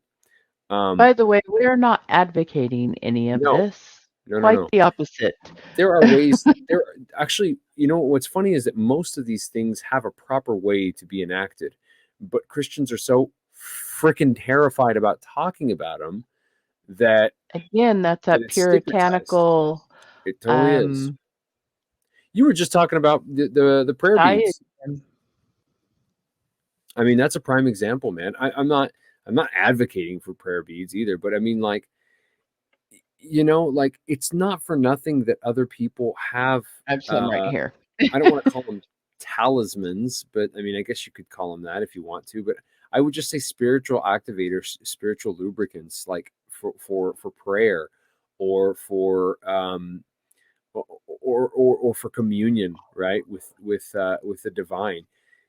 Good Lord, like, God put things on the earth for us to use. It's okay. Like, if you're praying to the rock, well, that's a problem. But if you're sitting on the rock and you're recognizing that God can imbue things with spiritual power, and you can connect better with him in certain places. I mean, maybe you need to come off your high horse and realize, like, it's okay to go to a mountain to use it as a portal to talk to God. Like, that's okay. He put it there for you. Right. The mountain can be a very sacred place, and we shouldn't shy away from those realities. In fact, we should embrace those realities. I think that they allow us to come back to a more grounded footing in reality. I really do. Yeah. I really, really do. So I'm not advocating. I mentioned, the reason for mentioning these is there is inappropriate ways. It's simply to kind of drive the point home that you're either going to use it for the right reasons or for the wrong reasons, but they're reasons all the same. And we all have a need to use this body as a portal or as an activator, right? So mantras, there are certainly ways that we can do this kind of thing, that we can do this kind of chanting or repeating a prayer or repeating a meditative thought to the Lord over and over. And that absolutely puts us in an altered state of mind. And I don't think that that's a bad thing. I know that the Bible's clear that we don't repeat, mindless prayers, but if what you're doing is not mindless, I mean, I don't see a problem with it. That's like saying that speaking in tongues has no place because, you don't know what you're saying. Obviously it does. Like, it's a manifestation of the Spirit. So I would take sharp issue with that. I thought this was really interesting. In lieu of reciting chants, they just put them on their body, which I'm sure you guys know about. Tibetan tattooing is very, very well known, and I think that that's exactly what it's referring to. But then we really come to the one that kind of takes the cake, is sexual yoga, also known as tantric, which is what you guys would think of. It's ritual sexual union with an actual physical consort or an imagined deity. No, Yeah. see, I would not have thought of this because I take so much issue with regular yoga or holy yoga. This is like I have never holy thought of moly sex yoga. yoga. Yeah. I mean, Cheese and rice. you know, I hadn't even thought that would like, you know, like bring all this stuff to your attention, but I think it's really important Man. to think about, Oof. because I would say it is essentially magic and ritualistic, all the same, even Well, though, no, that most assuredly is like well, you are yes, literally trying to be possessed by yeah, a yeah. Well, wait, unclean well, spirit. I mean, by definition, what I just said, right? This is called the Karma Mudra, which literally means desire seal, like to close something off, a seal. Not the not that kind of seal. Maybe So it should be the other kind of it'd seal. probably be less, a little more wholesome. So there's something called yidams, which is or yidam, which is basically, but you know, I'm not going to get into all of this stuff because it's super complicated, super complex, and super confusing. But just the basics, so we get to the point. That's such an icky. It is, and I'm gonna break down every one of these to you guys. So Yidam is the god of meditation, and when visualized as the Yab Yum in sexual union, can be used to reach enlightened states in a quick fashion. What does that mean? Yab Yum basically means father mother. So like you are visualizing them literally interlocking and becoming one. And that's how you meditate on the nothingness and gain enlightenment. I'm just breaking it down for you guys. Oh, okay. Yeah. So this is stuff that Anton LaVey used. That's true. He sure did. I forgot that they did stuff like this Aleister to Crowley where did they this would. kind of stuff too. Yeah. Yeah. Yeah. Actually, it may have been Crowley and his oh gosh, what is it called? His that weird alien looking thing that he would draw. Is that what you're thinking of? No, what he called his religion. It's not Theosophy. I'll have to look at what it is really quick. While you do that, I'm Go gonna on. No, you're good. So there's two other ways to practice this. One is not super sexual, but I thought it was very interesting because of what it does and how it uses the body. It's called Tumo. Tumo is a fierce goddess of heat and passion. So essentially what you do is you learn how to control your breathing in order to generate internal heat through specific concentration on these breathing patterns. So you can reach different levels of bliss and literally learn to control your body and like as far as I understand it, like individual functions of your body, with the use of chakras and meditation on emptiness. So you can. So that's like those guys who could balance on a finger or whatever, look like they're levitating, whatever. That's what they're trying to get to. It's Thelema, by the way. The what? Thelema or Thalama. Oh. It is Aleister Crowley's thing, but that's what they would do, like start having sex and not finish, do this build-up thing for the power and Yep, and that's actually mentioned precisely here, and what I'm about to get to, but I didn't go into that whole thing. But what I thought was interesting about this internal heating thing is that, like, scientists have measured these people's bodies that are really proficient at doing this, and they can like literally self-regulate their bodies. It's kind of crazy. You can control their metabolism, their internal heat, their thermal power output. I mean, it's very, very crazy. And then third comes to our real point, which is literal sexual yoga. A lot of times used with alcohol consumption. Imagine that. To alter the state of mind. Isn't that just called a bad date? Right. I'm not going to say that joke. Okay. Drink till she's pretty. I said it anyway. Beer Um, goggles. and they would offer meat to deities. Now, I thought this was very curious, given, you know, that portion of the world is very against eating meat. So it's very interesting that they're offering it to deities. But they would do the visualization of the god or goddess, but literally using a consort. So literally using another human to physically have sex while visualizing the god or goddess. Or That's a crowded room. yep. So that whole part about, you know, inviting the spirits all up in that bad boy. And what was interesting, Firm pass. sorry, I'm going to have to say this out loud, but it is important for us to understand that physical things are so very powerful. God made us this way on purpose.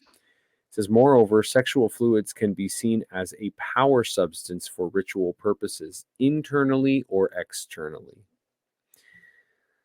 So, what you do with your body on this earth is super duper important. There is more stuff I want to talk about, and I will whet your appetite just in case you guys want to follow us behind the paywall. But we haven't even gotten into the cool, interesting stuff about Nephilim yet, and we're about to go there. So if you would like to hear about how the Nephilim potentially regenerate their bodies and some other cool stuff that we're going to be talking about, you should join us behind the paywall. It's only $3, guys. You don't have to. Absolutely. This is kind of the end. I think unless you have anything else to share on this end, Shell? No, I'm just going to talk about the ways that the body is a portal without sex. There's tons of them, man, which is why I kind of mentioned some of the like the Tumo and everything that you self-regulate your body. I mean, that's some crazy stuff, man. And there's tons of ways. Shoot them off, man. Do it. Well, you know, there's the good old regular meditation, not for True. sex. Very true. Where you try to clear your mind so that you can transcend to a higher state, to become enlightened or one with the God essence, or some Christians will say, right? With the Nakash, indeed. What is that called? The Kundalini. Kundalini. Oh gosh. There's astral projection. There is astral projection. Which if you CTDW question, does not endorse or support any of the following things. Please be advised that if you practice any of these are terrible and will totally devour your life. Turn to Jesus and be saved. Exactly. In nome de Padre Spiritus Sanctus. Okay. Amen. Just with astral projection, if you wondered if your body is a portal or not, here's like, to me, the clearest example.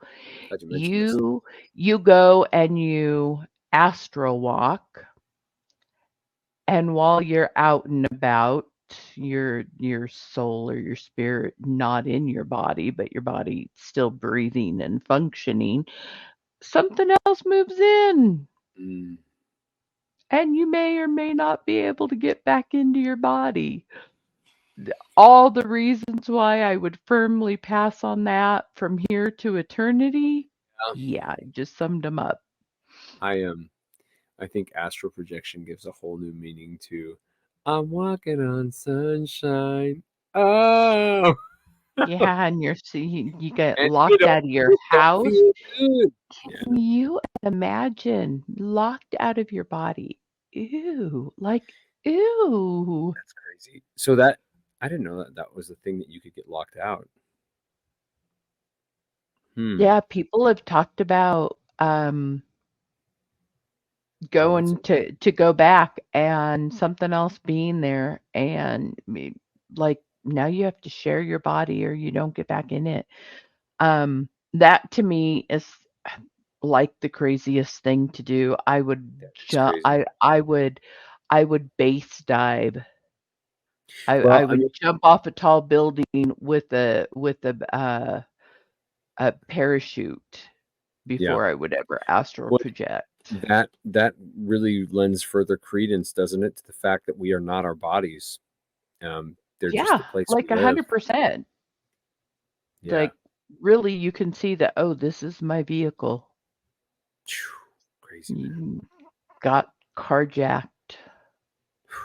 You got something jacked, man. Right?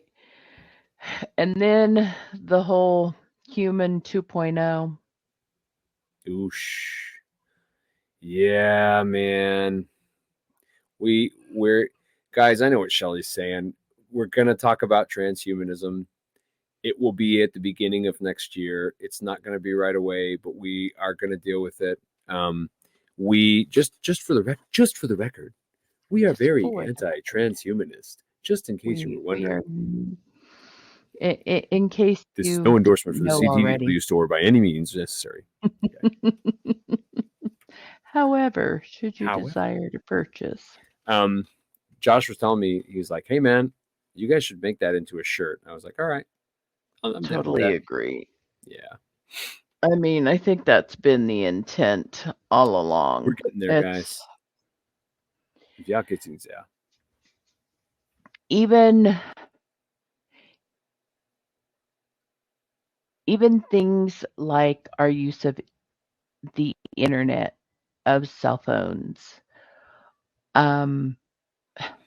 if we actually can be uploaded. I know Elon and his crew, and probably other scientists as well, are trying to be able to upload human consciousness. Yep. Now, I don't. That's a topic. I still think our mind is separate from our spirit or our soul. I think that we're three parts. Mm-hmm. We're like the word says. We're a spirit who has a mind and inhabits a body. Mm-hmm. So if you can upload our consciousness, is that just our mind that is uploaded? I don't think the spirit goes with it. Yeah. I don't think mankind can control the spirit to this day. We don't have the ability. The body, yeah, sure, meh, whatever. Mm-hmm. You know, and I think that's why. Although I wouldn't just toss it out as like just a meat vehicle, because I don't think that that's all that our body is. Like, no, I agree. I absolutely agree. Spiritual. I mean, it wouldn't. We literally just finished talking about babies being used for the foundations of Jericho. For me to be like, nah, the body's just meat. It doesn't matter. Well, and that's why the word cautions us. Don't be worried about the one who can kill the body. Right. Our body's replaceable. It's going to be replaced. We are going to have an eternal body. There was a really great podcast between Jordan Peterson and oh man, what's his name? He's an English professor. No, not an English professor. Sorry, he's an English like UK is what I mean. Professor, what is his bloody name, man? I saw that there was that. I haven't seen it. Bloody name. I'm just kidding. Man, I'm gonna forget his name. Sorry, go ahead. I know who you're talking about. I hadn't watched it yet. Really it keeps good. coming through my feed. They talk about transhumanism a little bit, and he just says such a beautiful thing, man. He's like, yeah, of course there's a remedy. He's like, I'm excited. He's like, I'm gonna get a new body. We don't need to. I don't need to stay here. There's no reason for that. Like I'm gonna take off, man. It's very cool. That's exactly how I feel about it too. Yeah, well, that's accurate, man. That's totally accurate. John Lennox. That's his name. Yeah. John Lennox. Yep. Sorry, go ahead. I Shelley. have seen it. It's come through my feed a couple of times, at the very least twice. What was I saying? Oh, about the other portals that interact with our body, like the internet. I know. Was it our first? It was our first Cosmovision. Was Are we in that a simulation? the Tim Pool, the Tim Cast? Oh my Yeah. gosh! When they were talking about It's VR, a really good topic.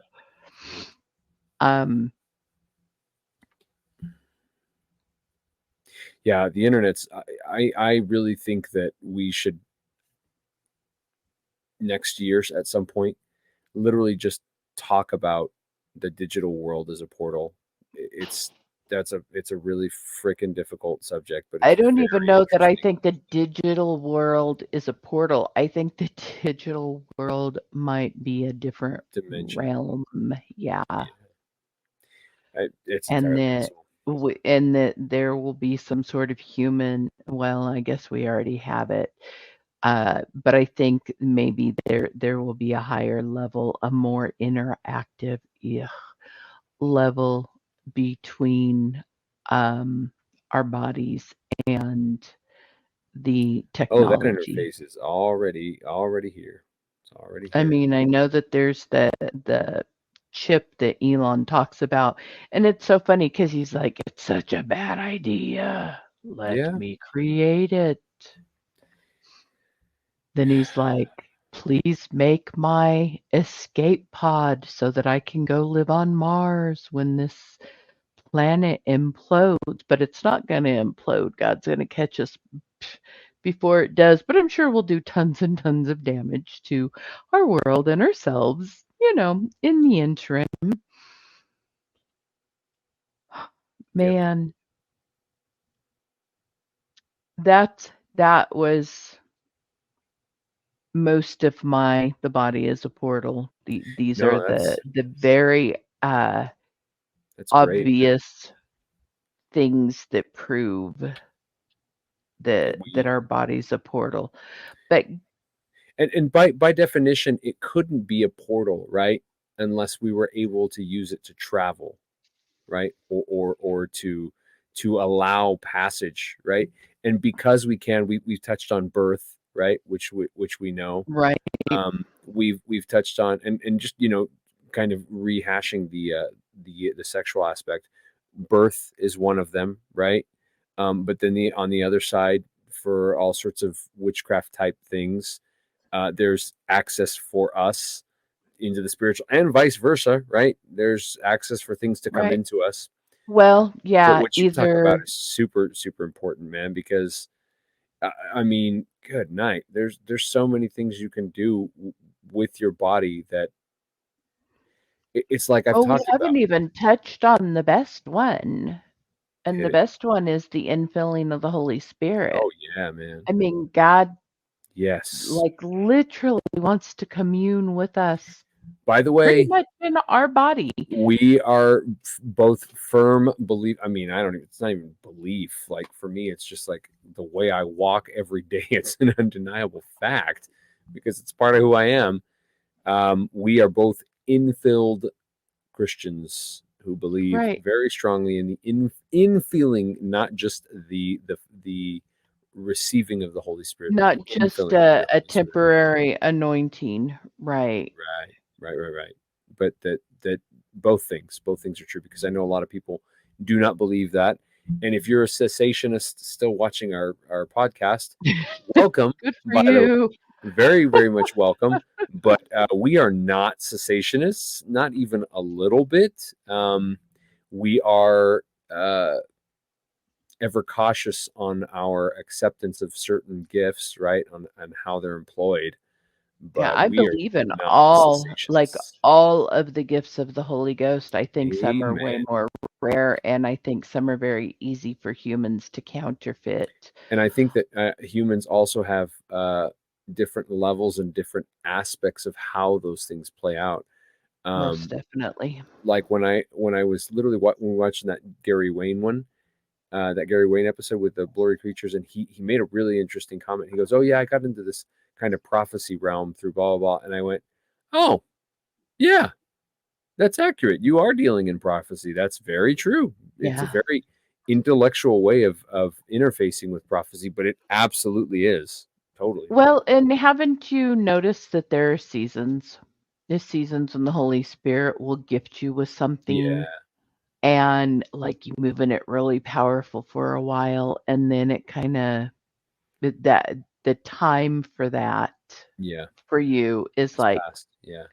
And then God will like use it occasionally. Sure. He did that really strongly for me in babies for quite a while. Man, I knew when people were pregnant. That's my wife. I knew when people were gonna become pregnant. And it was super strong for a while, and then it was like that thing was done, and it came after obedience. I'll tell you, that's one thing I've noticed too is when God calls me to move in a way that's very uncomfortable for me, then there's a gifting that normally comes after my obedience. It's very cool to be a part of, and I'm always just like, wow, that's really pretty cool, God. Thanks for that, for letting me be a part of that. Thanks, brah. Yeah, it's like, I don't even know. This is really great. I appreciate you letting me be a part of it. That's interesting about the obedience thing. It makes sense. It's very interesting. Later I'll tell you a very specific instance. You will all the people. Okay. Hey, but it's not a story I would necessarily share with the public. Oh, I get you. Guys, I think we're gonna and did you want to mention anything else? I'm sorry, Shell. No. All right, guys. Nope, you're good. All right, unless you're behind the paywall, we're gonna peace out. We love you guys. So, Shell, you want to go ahead and give the blessing, and we'll sign off for absolutely our followers. The Lord bless you and keep you. The Lord make his face shine upon you and be gracious to you. The Lord turn his countenance towards you and give you peace. Shalom, guys. Shalom, shalom. God bless and Maranatha. We love you guys. Thank you for watching this episode of The Christian Theological Dark Web. For questions or comments, please email us at thechristiantheologicaldarkweb@gmail.com. If you'd like to support us, please look for the Patreon link in the description. This has been another production of CTDW Studios. Thank you, and God bless.